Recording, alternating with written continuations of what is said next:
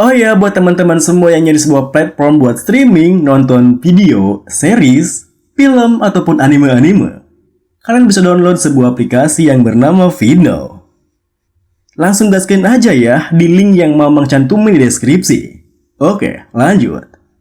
Halo semuanya, selamat wayahkia ya dimanapun kalian berada. Kembali lagi bersama Mamang dan di video kali ini kita bakal lanjutin manhwa Sang Bos Terkuat. Kita masuk di part 2. Di awal video ini terlihat orang-orang yang tengah berkumpul mendengarkan sebuah berita yang mana memberitakan jika pahlawan mereka, Lin Xiao dan timnya telah tewas dalam dungeon. Setelah pertarungan yang tak terhitung, manusia percaya mereka bisa menang melawan kejahatan. Namun mereka tidak tahu kapan itu semua akan berakhir dan berapa banyak korban jiwa yang dibutuhkan agar semuanya berakhir. Dungeon, tempat di mana Demonic Tower terhubung dengan kota manusia. Dungeon di kota manusia bisa muncul dari mana saja dan banyak makhluk demonic dari Demonic Tower yang keluar dari dalam dungeon. Begitu makhluk demonic keluar dari dungeon, mereka menyebabkan kekacauan pada kota di sekelilingnya. Dengan demikian, kebanyakan anggota di Asosiasi Awakener menjelajah dungeon yang ditemukan dan kebanyakan waktu mereka dihabiskan menemukan dan menyelesaikan dungeon yang ada di dekat kota untuk memastikan keamanannya. Kini di sebuah jalan di dekat kota yang mana menuju ke sebuah portal dungeon, terlihat seorang pria yang bernama King Feng yang berjalan bersama dengan seorang wanita di sampingnya. Hari itu mereka berencana masuk ke sebuah dungeon berang es. Di jalannya, si wanitanya berkata, "King Feng, bukankah ini dungeon es rang rahasianya?" Tanpa banyak kata, King Feng hanya mengangguk. Lalu mereka berdua pun memasuki dungeonnya. Kini dalam dungeonnya, King Feng terlihat tengah mengecek ke sekitarnya. Namun rekan setimnya, si wanita, sebut saja si Neng, berkata, "King Feng, apakah monster di dungeon ini sungguh memberikan Blood Owl? Dan apakah kita sungguh bisa mengalahkan Demon King dengan item Rule Base?" Blood Owl sendiri adalah artefak Rule Base. Aturan artefak ini yaitu setiap serangan akan memberikan setidaknya 1 poin serangan.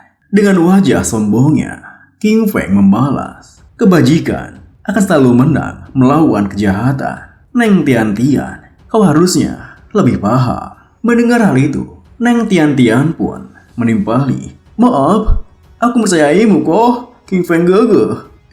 King Feng Gege, King Feng Gege kami kan jenius. Kamu ini sangat mudah. Selama kamu berlatih sampai beberapa tahun lagi, kamu pasti akan lebih kuat dibanding Lin Xiao. Kamu idolaku. Aku akan selalu mendukungmu, King Feng Gege. Namun, King Feng tentunya tidak mengindahkan pujian dari Neng Tian-Tian. Dan ia pun kini melangkah pergi menelusuri dungeonnya.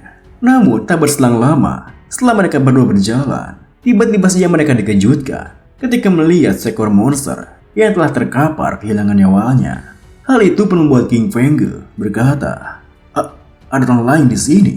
Apa dia mengalahkan Blood Owl-nya?" Ternyata di atas mayat monsternya terlihat seorang pria yang tengah memegang sebuah item yang langsung melirik ke arah King Feng sembari berkata, "Sesuai perkiraanku, pasti akan ada manusia yang lebih pintar yang berusaha mencoba menggunakan rule base artefak untuk mengalahkan Demon King.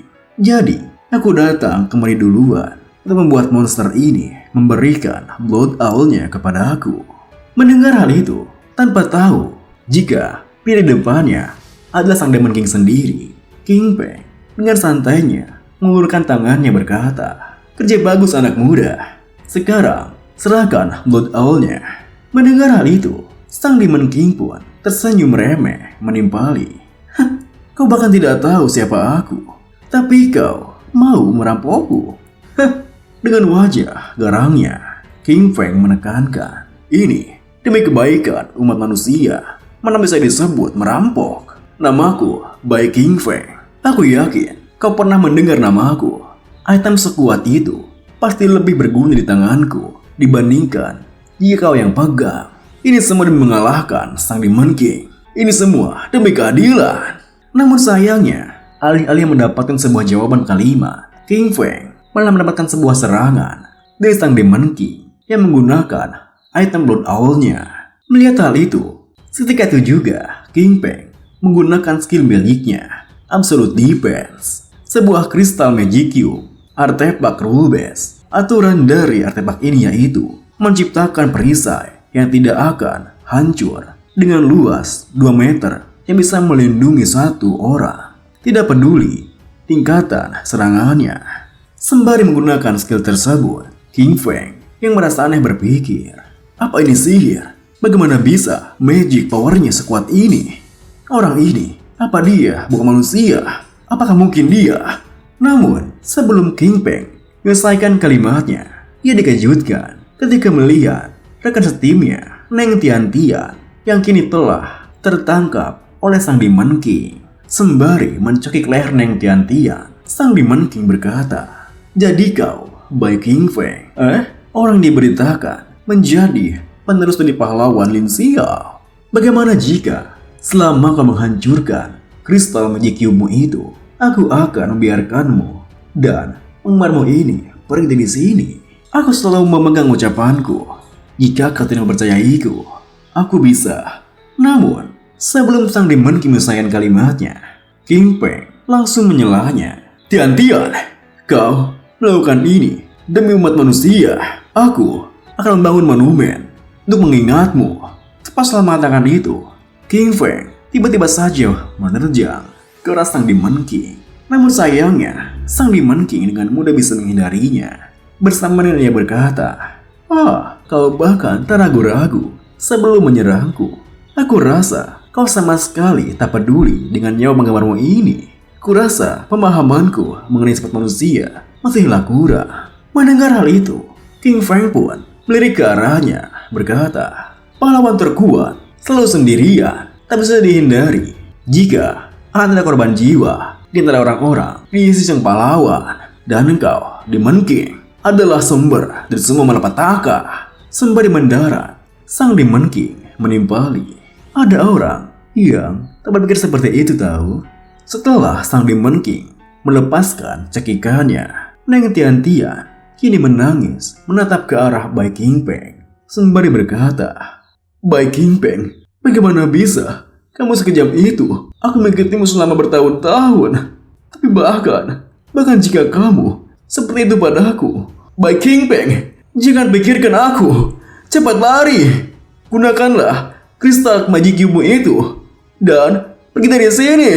Tentunya Bai King Feng tak peduli dengan omongan dari Neng Tian-Tian karena ia begitu percaya diri dengan kemampuannya yang membuatnya kini menggunakan pedangnya sembari berkata, aku jenius yang diberkati surga, harapan baru bagi kemanusiaan. Bagaimana bisa aku mundur dan kabur? Kebajikan akan selalu menang melawan kejahatan, karena hanya mereka yang ada di sisi kebajikan yang memiliki tekad untuk menang demi kemanusiaan, demi masa depan, dan demi seluruh dunia. Aku. Namun sayangnya, kalimat keren Bai King Feng terhenti ketika sang Demon King menertawakannya.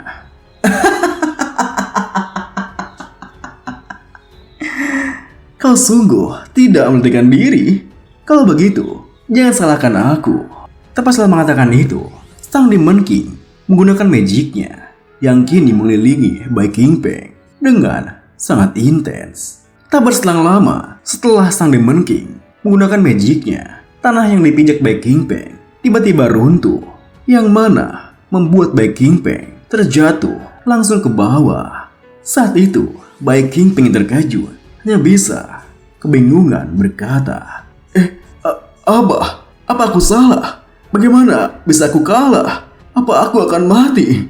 Di saat Bai King Feng kebingungan, terjatuh semakin bawah, sang Demon King muncul menatapnya dari atas, dan ia pun melambaikan tangannya, membalas, silakan minum air dari sungai Nether. Jika kamu kehausan, pahlawan kebajikan sepertimu seharusnya dari dulu bersiap mengorbankan nyawamu, iya kan?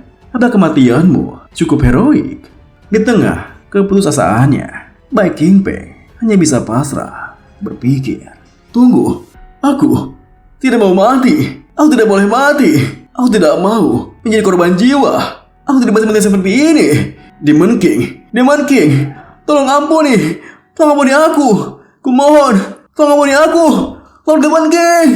Namun sayangnya, teriakan pertolongan Bai Qingpei tak terdengar sama sekali keluar. Bahkan sang Demon King kini melangkah pergi meninggalkan dungeon tersebut, yang membuat Neng Tian-Tian yang terdiam di sana kebingungan, hanya bisa bergumam. Bai Qingpei tewas. Aku juga akan mati. Namun pikiran kalutnya seketika terhenti ketika melihat sang Demon King yang melangkah pergi menjauh darinya. Dia pergi. Demon King pergi karena penasaran dengan aksinya. Neng Tian-Tian bertanya pada Demon King, "Apa kamu membebaskanku?" Mendengar pertanyaannya, sang Demon King pun yang telah membuka portal untuk keluar dari sana kini membalas, "Bukankah sudah aku bilang, selama kristal magic cube-nya hancur, aku akan membiarkan kalian berdua pergi. Aku memegang ucapanku. Sayang sekali, dia tidak bisa pergi bersamamu. Kalau begitu, sampai ketemu lagi, gadis kecil. Lain kali, aku akan membunuhmu." Tepat setelah mengatakan itu, sang Demon King pun melangkah menaiki tangga yang ia buat dengan portalnya, pergi meninggalkan dungeon itu, membuat Neng Tian-Tian kebingungan sambil berpikir, dia sungguh membiarkanku pergi.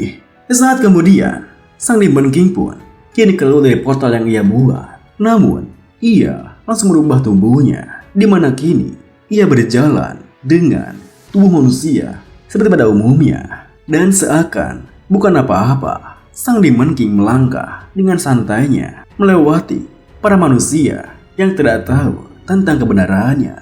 Hari demi hari berlalu. Kini di markas asosiasi Awakandar, di meja resepsionisnya terlihat seorang pria yang tengah mendekat dan mengobrol kepada yang berjaga di sana. "Pak, apa Anda tertarik untuk bergabung dengan asosiasi Awakandar?" Namun belum sempat pria itu menjawab, staf lainnya yang terkesima dengan wajah tampannya menyerobot staf di sisinya yang lebih dulu melayaninya dengan berkata, "Bagus sekali.